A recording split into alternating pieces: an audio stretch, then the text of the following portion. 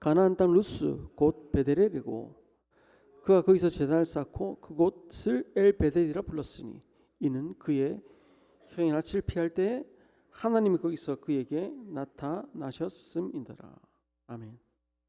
예, 오늘 본문의 야곱은 하란에서 가나안 땅으로 돌아와서 이 베델에서 하나님께 예배드리는 그 장면입니다.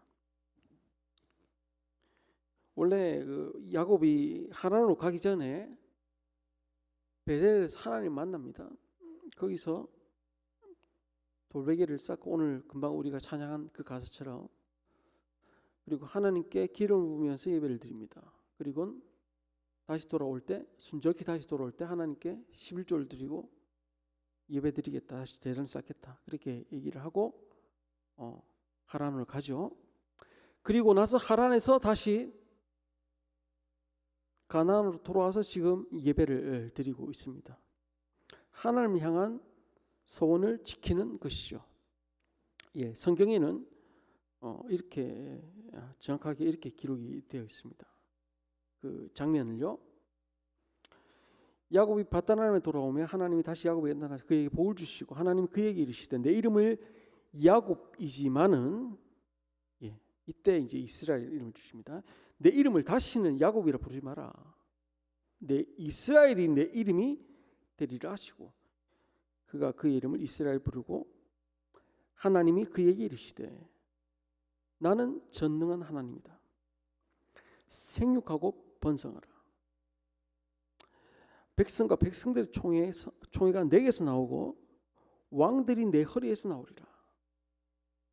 12절 이렇게 돼 있어요. 내가 아브라함과 이삭에게 준 땅을 내게 주고 내가 내 후손에게도 그 땅을 주리라 하시고 하나님이 그와 말씀하시던 곳에서 그를 떠나 올라가시는지라. 야곱이 하나님이 자기와 말씀하시던 곳에 기둥 곧 돌기둥을 세우고 그 위에 전제물을 붓고 그 위에 이름 기름 붓고 하나님 자기가 말씀하시던 곳에 이름을 베리라 불렀더라. 6절 7절은 간단하게 하나님께서 일정이 이렇게 진행된다는 걸 소개한 것이고 금방 제가 읽은 9절부터 15절은 조금 그 베델에서 하나님께서 어떤 약속을 구체적으로 하셨는지에 대해서 이렇게 써놓은 겁니다. 예배를 드렸습니다. 하나님께 나갔습니다. 하나님 말씀을 들었습니다. 이스라엘이라는 이름 받았습니다. 하나님과 겨루고 이겼다 이거죠. 그리고 생육하고 번성하고 한 그 백성들의 총회가 이스라엘에서 나올 거다. 그리고 왕들이 나온다. 왕들이 네 후자손들에 의해서 왕들이 막 나올 것이다. 더욱이 아브라함과 이삭에게 준 땅을 야곱에게 주고 또 후손들에게도 준다. 여러분 보세요. 왕이 나오고 또 뭘 준다고요? 땅을 준다. 즉 왕이라고 얘기하는 정치적인 힘과 땅이라고 하는 경제적인 힘을 다 주겠다. 정치적인 권력과 또 경제적인 부유함을 다 주겠다. 그렇게 하나님께서 베델에서 약속을 하셨습니다. 그래서 야곱이 전제물과 기름 붓고 깊이 예배하였고 하나님의 집 베델이라는 이름 붙여 하나님을 기립니다. 여러분 하나님께 나아갔으니까 어떻습니까? 베델 이후에는 좀 좋은 일이 많이 생기고 하나님 축복도 많이 받고 좀 나쁜 일도 없고 그래야 되지 않습니까? 근데 이 베델에서 그 리브가의 이모 드보라가 죽습니다. 그러니까 야곱에게서 할머니 댁인 거죠. 드보라가 죽어버립니다. 집안의 가장 큰 어른이 죽습니다. 그리고는 조금 후에 자기가 가장 사랑했던 여인 라헬이 그만 베냐민을 놓다가 죽어버립니다. 그리고 베냐민이 죽고 나서 얼마 안 돼서 이 에델망대라는 곳에서 야곱이 청천벽력 같은 얘기를 듣습니다. 첫째 아들 루벤이 자신의 세 번째 부인과 간통하게 되었다. 이건 그 당시 야곱의 족장권을 완벽하게 흔들어 놓는 말도 안 되는 그런 일입니다. 저하고 성경 가시는 분들은 아마 이 부분에 있어서 아마 얘기를 자세하게 들어서 아마 이 기억이 나실 겁니다. 게다가 이 사건 이후로 얼마 안 됩니다. 헤브론 골짜기로 내려와서 계속 위에서 쭉 내려오는 길입니다. 이 베델 그리고 에스라 그리고 에델 망대 그리고 헤브론 골짜기. 헤브론 골짜기에서 누가 어떻게 됩니까? 예, 형들을 찾아 위로 올라가서 갔던 요셉이 애굽에 팔려갑니다. 예, 그리고 이삭이 죽습니다. 아버지가 죽는다고요, 야곱에게. 자, 하나님께 예배드렸어요. 베델에서 하나님께 소원을 지켰습니다. 그리고 났더니 어떻게 된 겁니까? 예, 하나님께 예배드렸고 하나님께 정말 소원을 딱 갚았습니다. 그러자마자 무슨 짓이 생깁니까? 가장 집안 어른 죽고 가장 사랑하는 여자가 죽고 그리고 말도 안 되는 그런 통관 사건이 일어나고 그리고 급기야 자기 아들 가장 신뢰하고 믿었던 요셉마저도 죽어버리고 야곱 부장님 죽은 거 아닙니까?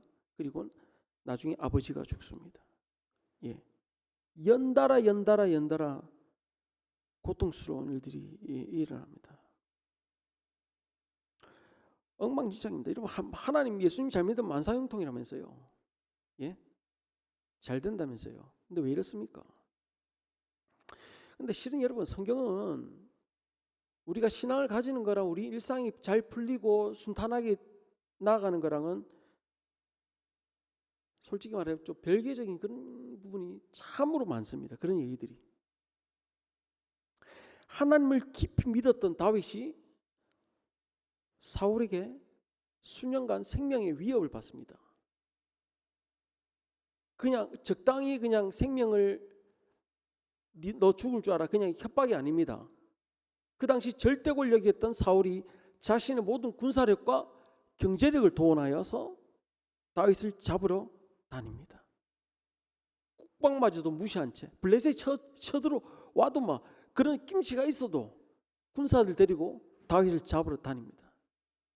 여러분, 다윗이 그런 생명의 위험 속에 살았다고요. 다윗이 뭐 신앙이 없었습니까? 누구보다 신앙적인 인물 아니었습니까? 그런데도 그런 일을 당했다.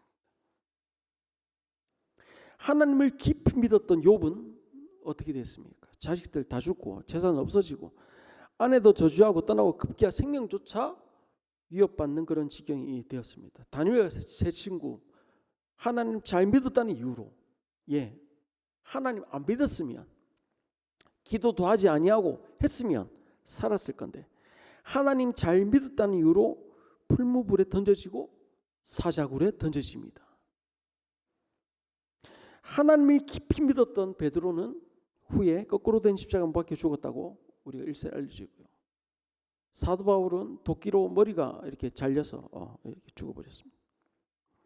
하나님을 깊이 믿었던 이사야는 므낫세 치하에서 백향목 나무 속에 숨었다가 그 나무가 나무채로 므낫세에 의해서 톱으로 켜서 반 잘려 죽습니다. 히브리서 11장에 보면 톱으로 켜서 죽는 사람은 믿음으로 나오죠. 그거 봐 이사야라고 우리가 알고 있습니다. 깊이 진짜 생각해 봐야 합니다. 예수 믿으면 만사형통이 실은 아닙니다. 실은 예수 믿는다고 교통사고가 날 것도 안 나고 부도 날 것도 안 나고 그런 거 아닙니다. 물론 신앙 때문에 여러분 더 크게 안 날 수도 있고 하나님 은혜로 병 나을 수도 있고 부도도 안 맞을 수 있습니다. 허나 신앙이 있다고 우리가 모든 환난과 고통을 벗어날 수 있는 것은 아니다는 겁니다. 우리가 하나님의 자녀라는 이유만 하나만으로 무조건 고난도 없고 고통도 어려움도 없고 늘 잘 먹고 잘 살고 아무 문제 없고 오늘도 내일도 행복하게 그저 행복하게 살 수 있으면 얼마나 좋겠냐마는 그렇지 않습니다.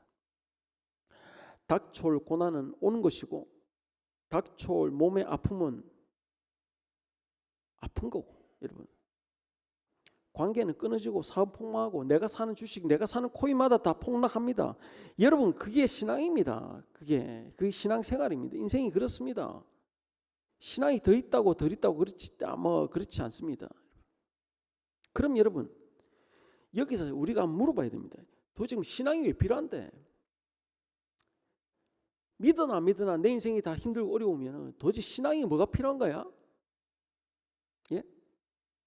그렇게 생각 안 합니까? 여러분, 신앙의 효용성이 뭐냐면 그런 겁니다. 상황이나 환경에 따라서 하나님의 사랑이 내한테 있고 없고가 결정나지 않는다. 이게 바로 딱 전제를 깔아야 됩니다. 다시요. 상황이나 환경과 조건에 따라서 나에 대한 하나님의 사랑이 좌지우지 되지 않는다. 예. 몸이 너무 아프고 고통스러워도 몸의 고통으로 인해 하나님이 나에게 주시는 평안과 감사는 끊어지지가 않습니다. 고난이 오더라도 그 고난이 나를 향하신 하나님의 사랑을 끊을 수 없습니다. 우리가 믿는 신앙은 그러므로 상황이나 조건에 좌지우지되는 신앙이 되어서는 결코 안 됩니다. 또 우리의 신앙으로 무언가 상황과 조건이 바꾸어지지 않으면 안 돼라고 가르치는 것은 되게 위험한 가르침입니다. 백날 기도해도 몸 계속 아플 수 있습니다, 여러분. 무화과 나뭇잎이 없어도, 포도열매가 없어도, 감람나무 열매 없고, 논밭 식물 없고, 아무것도 없어도 여호와로 인하여 기뻐하고 즐거워할 수 있는가? 어떤 무엇과도 바꿀 수 없는, 어떤 조건과도 바꿀 수 없는 내 평안함, 내 마음의 가슴 안에 있는 그 감사함이 자리 잡고 있는가? 그게 진짜 신앙입니다. 여러분, 우리가 수많은 간증 집회를 많이 이렇게 우리가 보기도 하고 하기도 하고 합니다. 저도 뭐 옛날에 많이 이렇게 담임 목사님 밑에 부목사로 있으면서 간증 집회도 많이 뭐 목사님들이나 하면 또 간증할 그런 또 전도 집회 이런 걸 많이 했습니다. 보면 다 성공했다 아닙니까? 다 간증 집회 다 특징이 그거 아닙니까? 병 낫고 다 회복되고 뭐 지금 옛날에 좀 힘들었지만 지금 완전 대박이다. 다 그 얘기입니다. 대박이야. 잘 됐어. 완전 성공했어. 여러분 어떻습니까? 그 병 걸렸다고 간증 집회한 사람이 봤습니까, 여러분? 사업 부도 나서 나 간증 집회합니다. 그런 사람 없습니다. 근데 여러분, 진짜 우리에게 필요한 집회가, 저는 그렇게 생각합니다, 개인적으로. 저는 나중에 담임 목사 되면 그런 집회 하고 싶습니다, 진짜. 안 되고 힘들고 상황과 환경이 완전 박살났는데 감사가 되네. 너무너무 힘들고 어렵고 지금 병이 들어가지고 지금 딱 죽게 생겼는데 그럼에도 내 마음속에 평안이 너무나 커지네. 그러면서 내 얼굴에 미소가 늘 띄어지네. 지금 현실은 너무 암담한데도 기쁨이 차오르고 평안함이 차오르는 그런 신앙 집회 저는 하고 싶습니다. 아직은 담임이 아니라서 못하지만. 여러분, 대한민국에서요 이렇게 조사를 했어요. 가장 행복한 사람들이 어떤 사람들일까? 여러분 보실 생각에는 어떤 사람들이 가장 행복할 것 같습니까? 돈 많은 사람들? 어떤 사람들? 뭐 국민연금 따박따박 뭐 나오는 사람들? 해외여행을 1년에 뭐 몇 번씩 하는 사람들? 아닙니다. 그렇지 않습니다. 의외적으로 충격적인 결과가 났습니다. 어떤 사람이 가장 행복한 사람들이냐? 딱 시한부 3개월 받은 사람들이 있죠. 3개월. 오래 살아도 3개월, 6개월. 그런 사람들이 가장 행복도가 높게 나왔습니다. 이게 무슨 말이야? 이게 말도 안 되는 얘기 아닙니까? 근데 보세요. 오늘 내가 요플레를 먹는데 그 요플레가 오늘 내 인생의 마지막 요플레일 수 있어. 그러니까 이 요플레 맛을 음미하는 겁니다. 여러분, 이 딸기 이 향을 느끼고 이 부드러운 이 요플레 그 맛을 느끼는 거예요. 몸은 아프지만 오늘 본 하늘이 마지막 본 하늘일 수 있어요.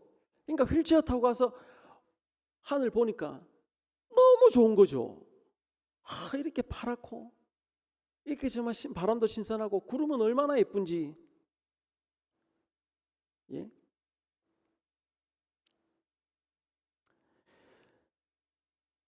모든 것이 특별하거든요. 그런 사람들에게 모든 것이 좋거든요. 여러분, 신앙은 다른 게 아닙니다. 지금 여기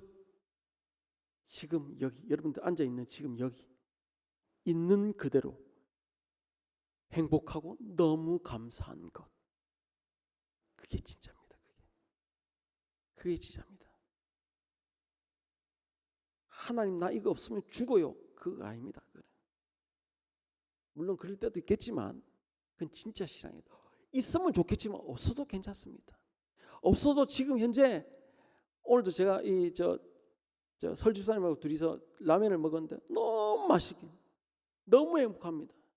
안에 그 노른 계란이 싹 터지면서 그 고소한 향이 확 퍼지면서 그 쫄깃거리는 라면 하고, 그러면서도 너무 행복하고 너무 감사한 거죠. 그거죠. 있는 그대로 행복한 거. 오늘 내가 먹었던 음식을 음미하면서 오늘 내가 부를 찬양이 오늘 마지막 찬양인 것 같이, 오늘 여러분들이 보고 인사하는 이 집사님들을 오늘 마지막으로 보는 듯이, 그게 여러분 뭡니까? 그게 신앙인 겁니다. 오늘 듣는 음악이, 오늘 먹는 음식이, 그러면 우리가 뭘 하게 됩니까? 그 음식에 우리가 집중하게 됩니다. 그러면서 어떻게 합니까? 이 음식을 주신 우리 하나님, 이 음식을 맛있게 내 몸을 만들어 주신 하나님, 그리고 이 음식을 통해서 내가 정말 배부르게 된 이 만족감을 주신 하나님. 할렐루야 합니까?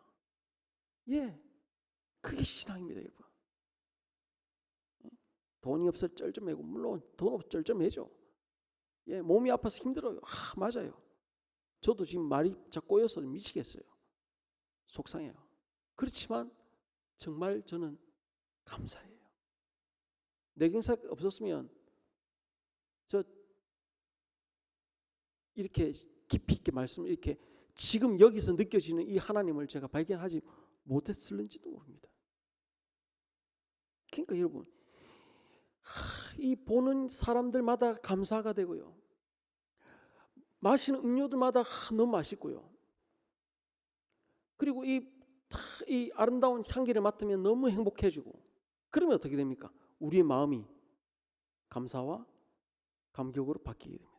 그러면 여러분, 우리 호흡, 우리 심박수도 안정이 되고, 예, 근육의 경직도도 승모근이나 교근이나 이런 아주 긴장 상태에 이 악무르지 이런 근육들도 편안해지고, 아랫배도 툭 하니 힘주지 말고 툭 내게 되고, 그러면 어떻습니까?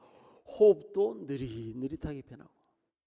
그걸 우리가 뭐라 합니까? 그런 걸 우리가 뭐라 합니까? 심박수도 안정이 되고, 호흡도 가라앉았고, 근육도 힘이 다 풀어지고 쭉 하니, 그런 걸 뭐라 합니까? 우리가 심신이 안정되었다, 쉰다, 이렇게 표현합니다. 바로 그럽니다. 신앙이 바로 그런 겁니다. 신앙이 제대로 가면 하나님 앞에 무조건 쉬게 되어 있습니다. 숨을 쉬어도 너무 행복하고요. 내가 진 빚이 하나님과 나의 사이를 끊을 수 없다. 그러므로 현실을 생각하면 고통스럽고 암울하지만 내 하나님 바라보니 행복하고 너무 좋은 거죠. 그러다 그렇게 심신이 안정되다 보면 하나님이 지혜와 명철을 부어 주십니다. 예, 뇌가 좋아지게 돼 있습니다. 그러면 하나님께서 버틸 수 있는 정신력도 주시고, 또 실패에 대해서 스스로를 도닥도닥할 수 있는 그런 자기 연민, 자기 존중감도 주시고, 그걸 심리학에서는 뭐라고 얘기합니까? 회복 탄력성이라고 얘기를 합니다. 그렇게 회복 탄력성이 올라가다 보면 어떻습니까? 웃어지고, 현실은 너무 힘들지만 사람에 대해서 웃어지고, 말투가 바뀌고, 행동이 단정해지고, 긍정적인 사고방식으로 바뀌게 됩니다. 그런 사람을 보고 우리가 뭐라 합니까? 와, 저 사람 변했다, 이렇게 얘기를 합니다. 여러분, 그러다 보니 언제까지 무화과 나뭇잎이 마르겠습니까? 논밭에 식물이 여러분 평생 없겠습니까? 회복되게 돼 있습니다. 회복된다고요. 욥이 새롭게 회복된 것이 바로 뭔지 압니까, 여러분? 욥이 새롭게 회복되기 시작한 것이 바로 창조주 하나님을 알고 그분을 깊이 묵상할 때였습니다. 묵상할 때입니다. 기도 말고요, 간구 말고요, 묵상할 때였습니다. 창조주 하나님이 어떤 분인지 그 임재를 가슴 깊이 받아들이고 모든 욥의 모든 존재로 그분을 느끼고 즐기고 인정할 때 그 마음과 육신이 바뀝니다. 그걸 성경에서는 회복이라고 얘기를 합니다. 예, 욥이 그랬다. 욥이. 야곱 또한 그렇습니다. 실은 버팁니다. 이 어려운 고통 속에서 또 버팁니다. 버티고 버팁니다. 또 버팁니다. 또 버티고 버티었더니 그러면서 계속적으로 하나님을 찾습니다. 하나님을 계속적으로 가까이 합니다. 그걸 어디서 할 수 있냐고요? 예, 요셉이 불러요. 애굽 총리가 요셉이 아버지 내려오세요. 애굽에 내려오세요. 고센 땅에서 우리 같이 삽시다. 야곱이 어디로 가는 줄 아십니까? 우리 같은 바로 그냥 막 오케이 하고 바로 시동 걸 건데 야곱이 내려가기 전에요. 브엘사바에 가서 하나님께 예배합니다. 그럼 묻습니다. 하나님, 내려가는 게 맞습니까? 아니, 잊어버렸던 아들입니다. 그 아들이 이제 애굽에서 국무총리가 되어 있습니다. 기도가 뭐고 어디 있습니까, 여러분? 바로 내려가야죠. 근데 야곱이 어떻게 합니까? 브엘세바에서 하나님께 기도합니다. 예배합니다. 바뀐 거 아닙니까? 예? 바뀐 거죠. 그랬더니 어떻게 됩니까? 야곱이 결국 그 당시 세계 최강대국인 이집트 파라오에게 여러분 축복하는 사람이 됩니다. 축복하는 사람이 된다고요. 파라오를 축복해요. 이 야곱이요. 이 일개 족장이요. 그 당시 여러분 혹시 트럼프한테 가가지고 트럼프 머리에 손 올리고 기도할 수 있습니까? TV 보니까 몇 명 그 목사님들 그래 하시던데. 여러분 예수 믿으면 잘 삽니다. 맞습니까? 예, 아멘 하셔야 됩니다. 예, 예수 믿으면 잘 삽니다. 근데 거기서 잘 사는 것은 여러분 돈이 많이 생겨서 잘 사는 게 아니고 사회적 명성을 얻기 때문에 잘 사는 게 아닙니다. 예, 그저 하나님을 지금 여기서 느끼고 즐기고 누리는 겁니다. 그게 잘 사는 겁니다. 라면 한 그릇을 먹어도 감사하면서 먹었더니 행복한 거죠. 그 행복이 어디서 나오느냐? 그 근원이 어디냐? 예, 바로 하나님이다. 그게 바로 예수 믿으면 잘 산다는 말입니다. 결국 신앙의 힘은요, 바로 이 말씀입니다. 빌립보 4장 6절. 신앙의 힘 바로 이 말씀. 저는 신앙을 딱 한마디로 얘기하면 요 말씀이 아닌가 생각이 듭니다. 아무것도 염려하지 말고 오직 모든 일에 기도와 간구를 하되 어떻게 어떤 형식으로 감사함으로 아뢰라는 거죠. 감사함으로. 주실 줄 알고 감사하는 것도 있지만, 예, 주실 줄 믿습니다. 안 주면 어떻게 할 건데요? 안 주면 안 감사할 겁니까? 예, 하나님 병 나을 줄로 믿습니다. 물론 그렇게 기도해야죠. 그렇지만 안 나오면 어떻게 할 건데? 지금 현재의 상황에서 감사하는 거예요. 그냥 하나님, 내가 몸이 안 좋아서 더 하나님께 나아갈 수 있게 하여 주심을 감사하는 거죠. 그로 인해 하나님의 은혜와 평강을 더 누리게 하여 주셔서 감사한 거죠. 내가 돈이 없어서 비록 삼양라면을 끓여 먹더라도 그 맛을 음미할 수 있게 해주심을 감사하는 거죠. 아닙니까?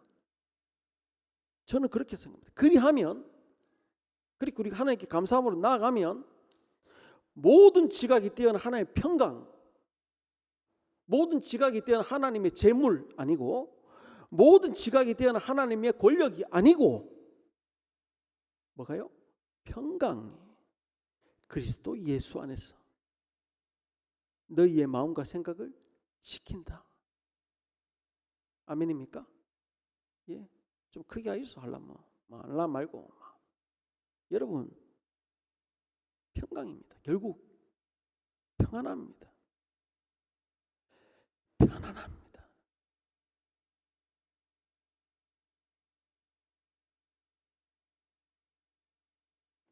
그 편안함이 우리의 마음과 생각을 지킨다. 그런데 실은 살다 보면 너무 힘듭니다. 너무 고통스럽고 어렵습니다. 정말 지금 제가 하는 설교가 실은 하나도 머릿속에 안 들어오는, 귀에 하나도 안 들리는 분들도 있을 겁니다. 맞습니다. 죽을 만큼 너무 고통스러운 사람들이 있습니다. 기도할 마음 줘서도 생각하지 못할 만큼 정말 죽음을 눈앞에 둔 사람처럼 그렇게 살아가는 사람도 있습니다. 왜 이렇게 힘들게 하실까? 왜 나에겐 성공을 주시지 않고 건강을 주시지 않고, 왜 나에겐 좋은 사람 보내지 않고, 왜 사기꾼들만 잔뜩 붙여주셔서 이렇게 내가 사기당해서 내가 쫄딱망하게 하는가? 이런 걸 어떻게 해석해야 됩니까, 여러분? 예? 이런 걸 어떻게 해석해야 되냐고요? 하나님 탓입니까? 우린 보통 결국 돌아 하나님 탓합니다. 저 사람 때문이야. 예? 근데 그 사람 누가 보냈습니까? 하나님 보낸 거 아니야? 하나님 탓합니다. 여러분, 지금 미국과 이스라엘, 이란 이 세 나라가 지금 전쟁 중인데요.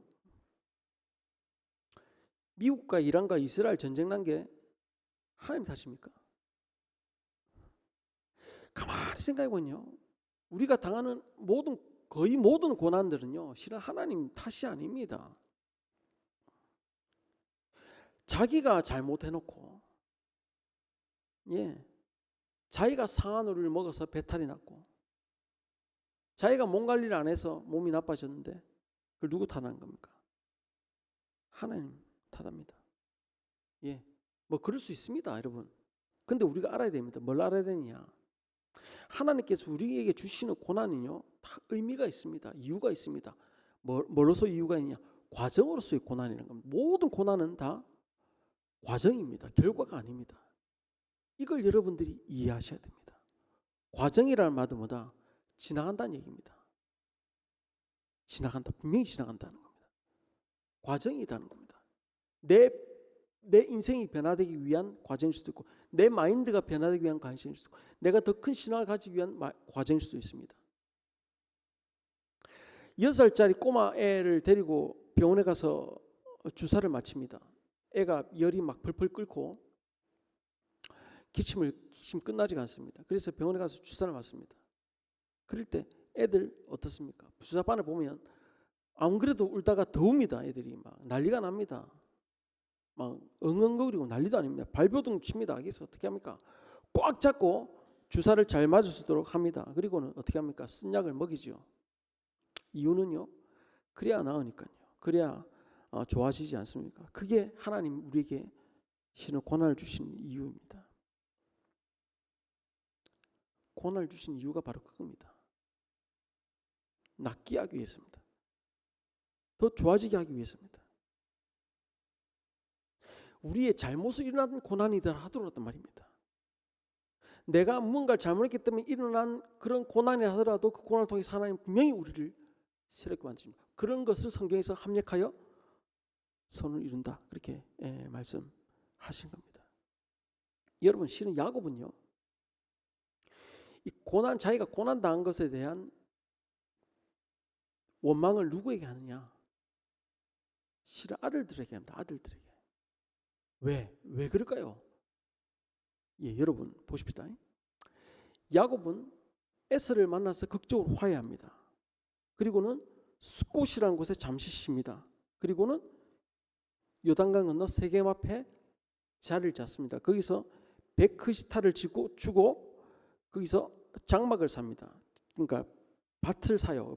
밭에 이제 집을 짓고 거기서 살아요.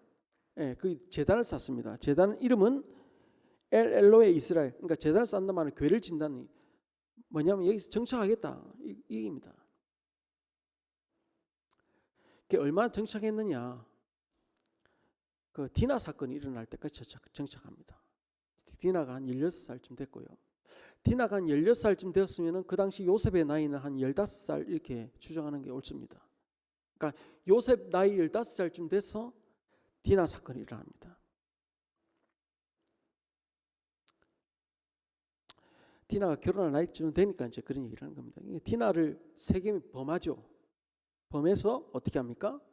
아내로 달라고 합니다. 그러니까 여러분, 이게 어떻게 보면 이웃 간에 일어난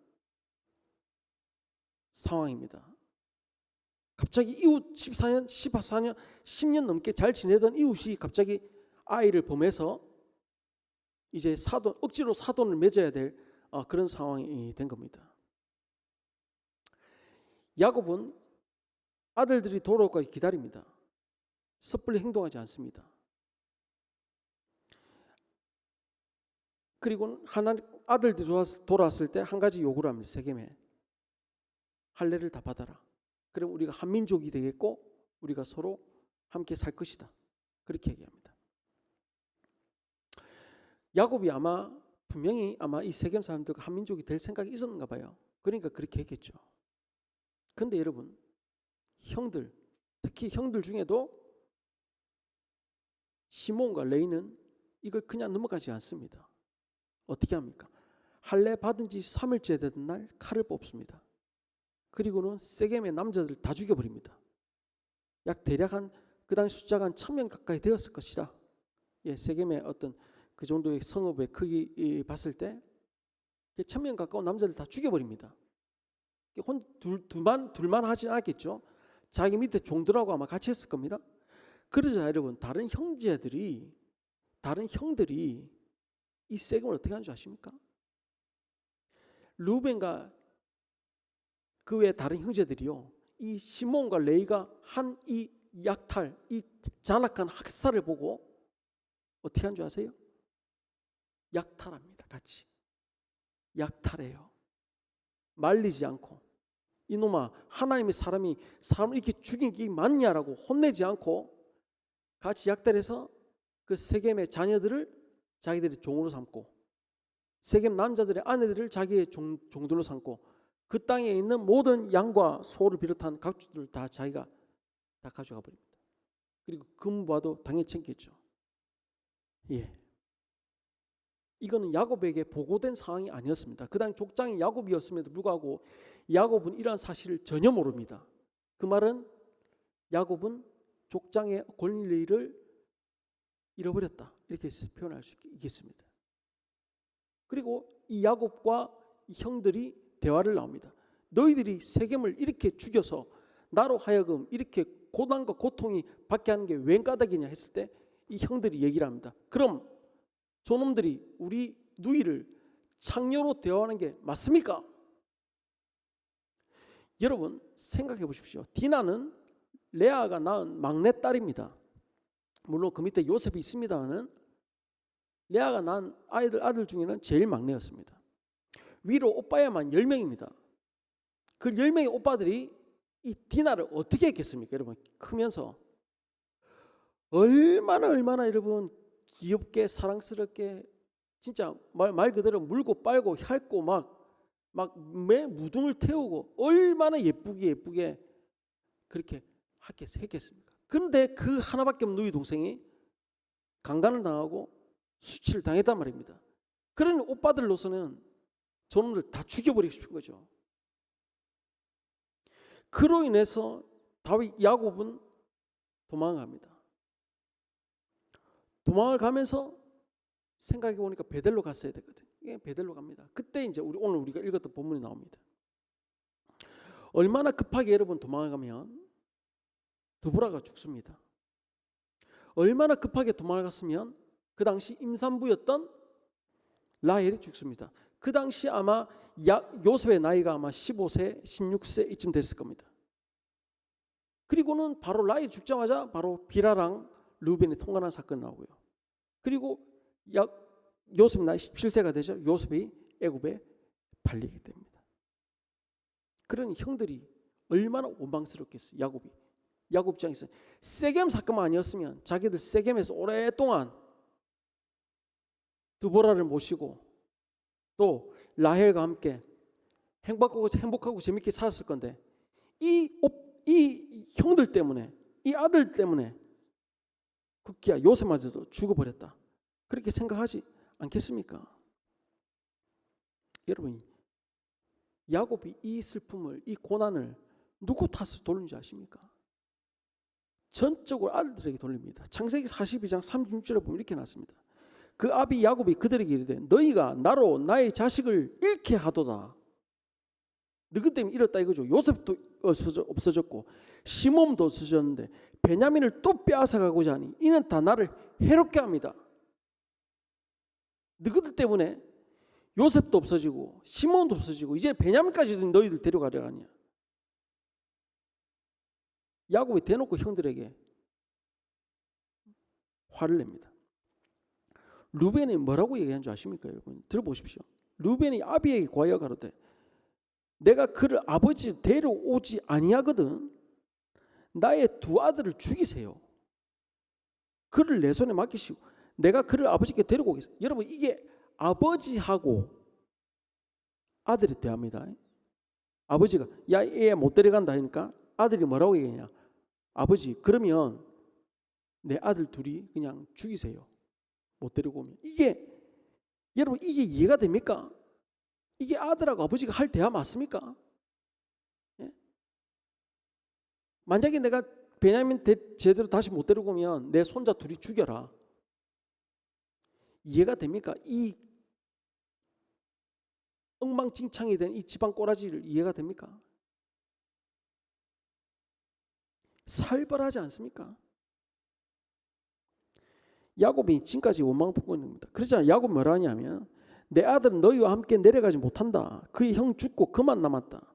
만일 너희 향하는 길에서 재난이 그 몸에 이르면 미치면 너희가 나의 흰머리로 슬피 음부에 내려가게 될 거다. 아니 네 두 아들 따위하고 베냐민하고 내가 바꿀 수 있겠냐? 말도 아닌 소리 하지 마라. 이 소리입니다. 좀 더 자세히 얘기해 보면 이렇습니다. 창세기 44장에 보면 유다가 애굽 총리인 요셉에게 베냐민 대신 자기가 종이 되겠다고 간청하면서 하는 얘기입니다. 우리가 내려갈 수 없습니다. 우리 말자하고 함께하면 내려가 보니 말자하고 우리 함께하지 그 사람 얼굴을 볼 수 없습니다라고 아버지에게 얘기하니까 그 주의 종 우리 아비가 우리에게 뭐라 했느냐. 지금 유다가 요셉에게 얘기한 겁니다. 너희도 알거니와 이렇게 그러니까 야곱이 이렇게 얘기했다는 거죠. 너희도 알거니와 내 아내가 내게 두 아들을 낳았으나 이렇게 됩니다. 아내가 있어. 아내들이 아니고 아내가 있어요. 그리고 그 아내는 어떤 아내냐? 두 아들을 낳아준 아내입니다. 그러면 야곱에게 있어서 아내는 누구만 아내란 얘기입니까? 예, 라헬만 지 아내라. 나머지 레알과 실바와 비라는 뭡니까 그럼 도대체? 그리고 나머지 아들들은 지 아들 아닙니까? 내 아내가 두 아들을 낳았다 이렇게 얘기합니다. 하나는 내게서 낳은 거로 정령 찢겨 죽었다 하고 내가 지금까지 그를 보지 못했고 너희가 내게서 취하려 가려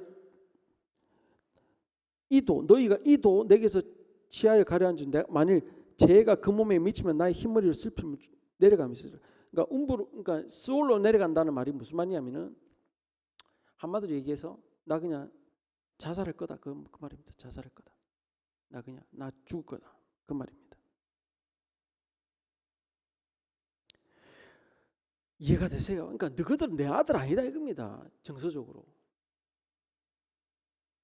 너희들 어미 그 레아 내 와이프 아니다. 내 와이프는 한 명이다. 라헬밖에 없다. 그러니까 요셉을 장사로 삼으려고 그렇게 채석옷도 입히고 그랬던가? 아닙니까? 여러분 하이라이트가 어딘 줄 아십니까? 여러분 창세기 49장에 보면 희한합니다. 야곱이 마지막으로 요셉의 마지막으로 이제 이집트에서 유언을 남기는 겁니다. 이제 죽기 얼마 놔두고 뭐라 하는 줄 아십니까? 여러분 레위 보고는 르벤을 보고는 이렇게 얘기를 합니다. 49장입니다. 르벤아 너는 내 장자여 내 능력이여 내 기력이 시작이다. 위풍이 활동하고 권능이 탁월하다마는 물이 끄는 같았은즉 너는 탁월하지 못하리. 내가 아버지의 침상에 올라 더럽혔다. 그가 내 침상에 올랐다. 그러니까 지금 뭘 기억해서 이런 예언을 하는 겁니까? 내 침상을 더럽혔다. 예, 비라하고의 통관을 지금 얘기하는 겁니다. 지금 거의 다 40년 전, 30년 전입니다. 지금 이거 얘기할 때가 예? 지금 요셉 나이가 52이거든요. 요때가. 그러니까 거의 30년도 더 된 얘기예요. 근데 이런 얘기를 합니다. 그것도 마지막 유언으로 한 얘기입니다. 그 다음에 더 기가 찹니다. 시몬과 레이를 보십시오. 시몬과 레이는 형제요 그들의 칼은 폭력의 도구다. 여러분 이게 아버지가 아들한테 할 유언입니까? 유언이 이렇게 됩니다. 시몬하고 레이에 대한 유언이 이렇습니다. 저것들은 형제인데 어떤 애들이냐? 칼은 그들의 칼은 폭력의 도구다. 한마디로 뭡니까 이거는? 완전 이건 조폭이다 이거죠. 이거예요 완전. 내 호나 그들이 모여 상관하지 말고 내 영혼아 그들의 집회에 참여하지 말. 그들이 그들의 분노대로 사람을 죽이고 그들의 혈기대로 소와 힘줄을 끊었다. 이게 어디서 일어난 사건입니까 이게? 분노대로 사람을 죽이고 혈기대로 소와 힘줄을 이게 바로 세겜 사건이에요. 세겜 사건. 시몬과 레이를 여러분 한꺼번에 뭉쳐서 얘기하지 않습니까? 시몬과 레이가 한꺼번에 뭉쳐서 얘기했 그런 이벤트가 뭡니까? 바로 세겜에서 이 둘이가 세겜 남자들 다 죽인 그 사건입니다. 지금 마지막 순간입니다. 야곱이 마지막 순간 눈 감기 얼마 안 남았어요. 눈 감을 날이. 근데 지금 어떻게 합니까? 세겜의 얘기를 하고 있다고. 지금 세겜의 얘기를. 예? 지금 30년, 40년도 더 가까이 된 얘기를 지금 아직도 그 응어리가 아직 있다고요. 단은 보십시오. 단은 이스라엘 한 집과 같이 그의 백성을 심판할 것이다. 단은 길서 뱀 새끼의 독사 말군무로서 그 탄자를 뒤로 넘어뜨리게 하는 자다. 여러분 이게 무슨 말입니까? 단을 왜 이렇게 또 이렇게 표현합니까? 단이 누구의 첫째 아들입니까? 빌하의 첫째 아들입니다. 루벤과 붙어먹었던 빌하의 첫째 아들이 단이다. 즉 뭡니까? 단이 아마 빌하고 루벤하고 관계하는 데 있어서 이 단이 아마 어느 정도 좀 일조를 했지 않을까라고 제가 그냥 괜히 추정해 봅니다. 여러분 다른 아들들은 그럼 어떻겠습니까? 다른 아들들은 갓, 아셀, 납달리, 이사갈, 스불론 이런 아들들은 어떻겠습니까? 여러분 진짜 웃기지도 않습니다. 이거 보세요. 스불론은 해변에 거주하니 뱀에는 해변이라 경계가 시돈까지다. 이사갈은 양의 우리에 앉은 건장한 낙. 여러분 낙이랍니다. 애한테. 예? 아름다운 초지를 보고 아름답게 여기고 짐을 메고 앞지 아래에 섬길 거다 이렇게 얘기합니다. 여러분 아셀은 어떻습니까? 그가 왕의 수라상을 차리려다 이 그냥 요리살 될 거야 얘는. 예? 납달리는 아름다운 소리를 바란다.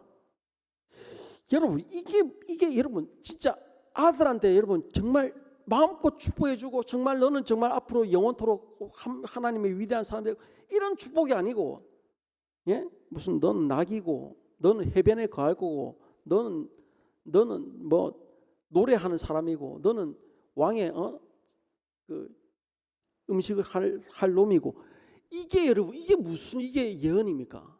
이게 무슨 축복입니까? 물론 이 예언들이 다 나중에 다 실현이 됩니다만 저는 야곱의 개인적인 심리에 대해서 지금 얘기하는 겁니다. 그가 왜 루벤과 시몬과 레위 그리고 단에게 이렇게 정말 저주 가까운 이런 얘기를 하고요. 그리고 가다스를 납달리 이사갈 스불론은 평범하게 합니다. 그리고 야곱이 정말로 복에 복을 더하고 싶은 사람은 딱 두 사람이죠. 유다와 요셉. 예, 유다에게서는 통치자의 홀이 떠나지 않을 거다. 그러니까 네가 형제들 중에 최고다. 예, 요셉에게는 담장을 먹는 무성한 남, 즉 경제적인 복을 엄청나게 받을 거다. 야곱이요 제대로 된 축복은 유다하고 요셉밖에 없습니다. 근데 베냐민은 또 뭡니까? 물어뜯는 일이다. 이건 왜 그렇습니까? 야곱이 요셉 없을 때는 베냐민이 최고였죠. 근데 지금은 누가 최고입니까? 요셉이 최고잖아요. 진짜배가 나타났는데 진짜배 요셉이 나타났는데 베냐민이 이제 시들한 거죠. 벌써 지금 만난 지도 지금 벌써 한 17년 돼가지 않습니까? 그러니까 베냐민 무릎 꿇는 일이 아침에 저녁 나누 여러분 이런 식으로 야곱이 한다고요. 즉 어떻게 보면 버티긴 했습니다만 용서가 안 된 겁니다. 형들에 대해서 자기 아들에 대해서 용서가 안 된 겁니다. 여러분 오늘 좀 설교가 조금 길어져서 죄송한데요. 근데 이런 요셉은 어떻습니까? 요셉 어떻게 한 줄 아십니까? 요셉을 한번 봅시다. 요셉이 형들에게 이르되 이렇게 얘기합니다. 내게 가까이 나오소서. 그들이 가까이 나가니 이르되 나는 당신의 아우 요셉이니 당신들이 애굽의 판자라. 맞죠? 그리고 어떻게 합니까? 당신들이 나를 이곳에 팔았으므로 근심하지 마소서. 한탄하지 마소서. 하나님이 생명을 구원하시려고 나를 당신들을 앞서 보내셨다. 이 땅에 이들 동안 흉년이 들었으나 아직 5년은 기경도 못하고 추수도 못할 거다. 하나님이 큰 구원으로 당신들의 생명을 보존하고 당신들의 후손을 세상에 두시려고 나를 당신 앞서 보내셨다는 겁니다. 그런즉 나를 이리로 보낸 자는 당신들이 아니오 하나님이다. 요셉이 여러분 노예였습니다. 노예. 보디발 장군 중에 노예라고요. 여러분 노예는요 한마디로 사람이 아닙니다. 아니 개돼지 취급받는 사람이었습니다. 요셉이 그런 삶을 살았다고요. 그 고난의 시기가 있었다고요. 야곱은 자기가 당한 고난을 가슴 깊이 꾹꾹 눌러놓고 나중에 창세기 49장 예언할 때조차도 그런 게 툭툭 튀어나옵니다. 예? 툭툭 튀어나와서 그렇게 아들들을 진짜 저주 같은 그런 유언을 남기죠. 근데 요셉은 어떻습니까? 요셉은 어떻습니까? 하나님이 큰 구원으로 당신들의 생명을 보존하고 당신들의 후손을 세상에 두시려고 나를 당신들을 앞서 보내셨다. 내가 고난받는 이유가 바로 이거였어. 요셉이 바로 얘기를 한 겁니다. 그러니까 요셉이 이 고난의 이유를 알았으니까 요셉이 어떻게 되니까 애굽에서 버티는 거죠. 버틸 수 있는 겁니다, 여러분.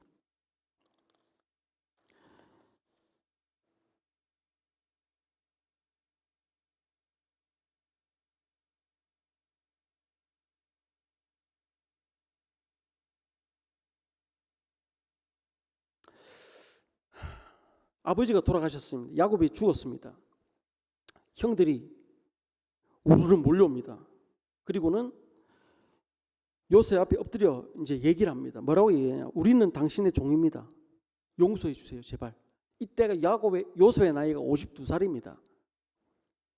형들이 요셉을 판 나이가 17살입니다. 계산해 보면 거의 한 40년 가까이 됩니다.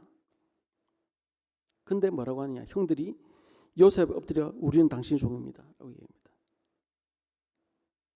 엎드려서 요셉이 뭐라고 하는지 아십니까? 요셉이 그들에게 이르되 두려워 마소서. 내가 하나님을 대신하리이까.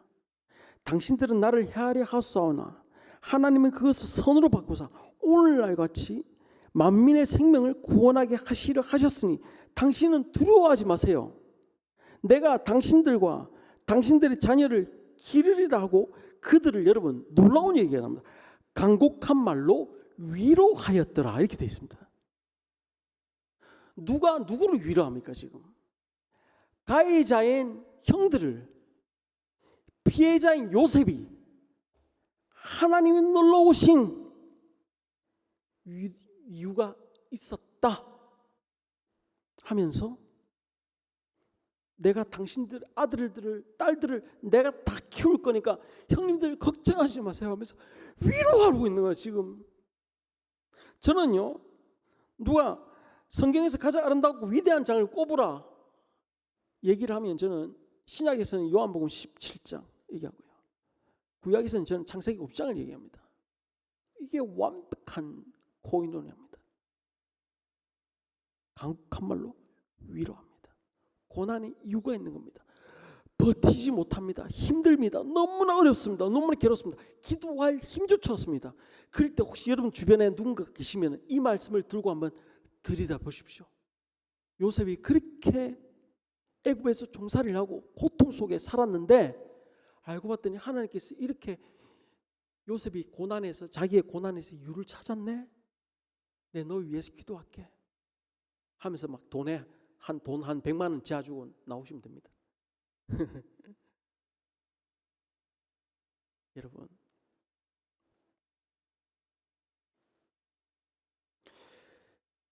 버티면 됩니다. 버텨야 됩니다. 다 이유가 있습니다. 하나님께 이유가 있습니다. 그냥 이렇게 우리를 고생시킬 다른 이유가 없습니다. 예, 버티시면 됩니다. 행여나 우리 주변에 고통과 고난 속에 있는 분들, 예수 믿으니까 오히려 더 안 되네요. 예수 믿으니까 더 사업이 형편없네요. 예수 믿으니까 더 건강이 나빠져 사는 분들이 계시면 찾아가셔서 오늘 제가 여러분들에게 전해드린 이 말씀을 한번 나누어 주시기 바랍니다. 야, 예수 믿다고 잘 되는 거 아니다. 단지 하나, 예수 믿으면 뭐가 바뀐 줄 아나? 라면 한 그릇도 너무 행복해진다. 물 한 잔 먹어도 너무 감사가 된대. 그게 음미가 되고 즐거워진대. 진짜대. 그냥 하늘 보지. 하늘 보면 그냥 막 아이고 하늘이네, 오늘 맑네, 흐리네. 아니, 하늘 보면 너무 아름다워진대. 네 눈이 바뀐대. 예수 믿으면 네 인생이 네 눈이 바뀐다. 네 생각이 바뀐다. 너무 감사가, 감격이 막 용솟아오른다. 그리고 다시 한번 그래, 다시 한번 일어서야지. 그런 마음이 생긴대. 예수 믿으면. 그러다 보면 나중에 잘 되게 된다.